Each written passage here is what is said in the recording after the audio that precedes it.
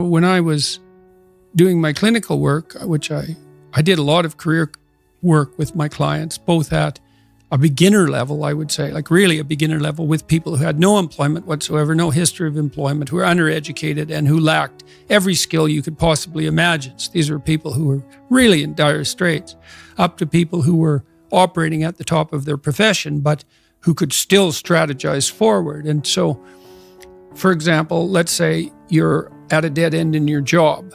Okay, so I don't find my work meaningful.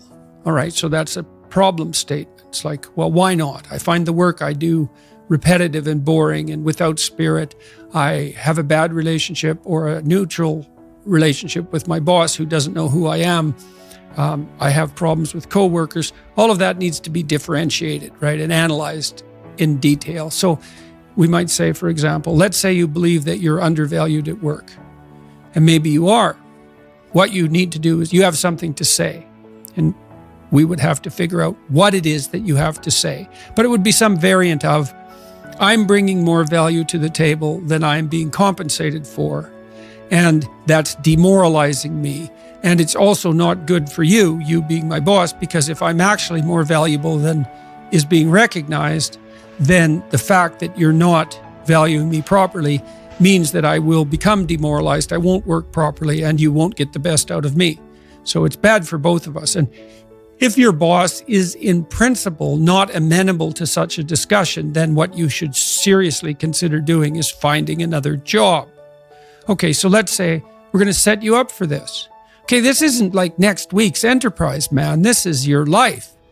So the first thing I would ask is, well, do you have your resume or CV in order? Well, I haven't typed it up for 3 years.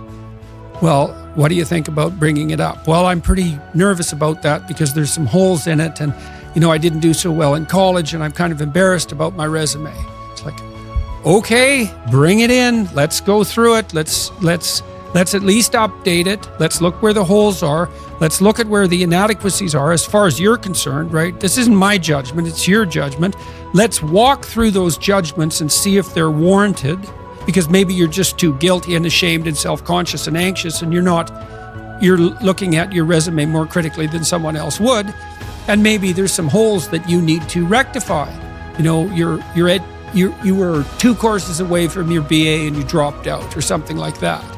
Well, maybe we need 6 months to address that. And at least, even if you can't be fully educated, you could be taking some courses online. And so when you went to a new job interview and they said, what about this hole? You'd say, well, I came to terms with that 6 months ago, and in an effort to rectify it, I'm taking the following courses, and here's my plan for completion. That's a really good answer. And anyone with any sense who's interviewing will accept that as an indication that although you're not perfect, and who is, that you have a good plan and that you've thought it through. Like, that's the kind of answer that in all likelihood will cement your candidacy for the position.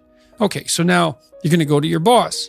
Well, you have to have your CV and your resume in order, and you have to be able to stand on it solidly, and which at least means that you're prepared to address the inadequacies in a credible, realistic, believable, and truthful manner. All right, now what you do is apply for like 10 jobs. You don't have to take them, but maybe you have to go to an interview or 2 or 3 or 4, and maybe there's a bunch of opportunities out there for you that you didn't even know about. And maybe someone offers you a job. And so now you can go to your boss and say, here's the situation I'm in here at work. Here's my evaluation of the problems in relationship to me. Here's what I could do for you if you gave me a 40% raise and the opportunity to progress, but I'd like to see a plan for that. And I've been looking for other opportunities before conducting this discussion, and I have some.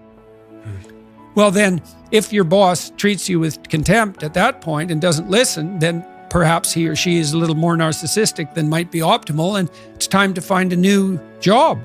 But this isn't something you do trivially. And so when you're doubtful, say you're trapped, you ask yourself, well, why am I trapped? And that's a hard question, right? Because some of it's your own inadequacy, a lot of it. And all of the part of it that you can deal with is your own inadequacy So even if it's unfair, even if you're hemmed in for any number of reasons, inappropriate, like ethnically predicated oppression, let's say, or maybe you're in a workplace that really is sexist in some fundamental sense. Well, that's not good. It's not just, it's not fair, it's not meritorious, all of those things. And maybe you shouldn't be there. But what you can do to begin with is every bloody thing you possibly can do to put yourself in the most virtuous and powerful negotiating position possible. And you have to think like a snake in some sense to do that. You got to get the details right. You have to be prepared to bite, and you have to have your eyes on the prize, so to speak. And people aren't taught this sort of thing ever, really. They're not taught how to negotiate. They're not taught how to goal set. They're not taught how to conceptualize appropriate success in some broad sense. In some sense, that's what the humanities are supposed to teach people.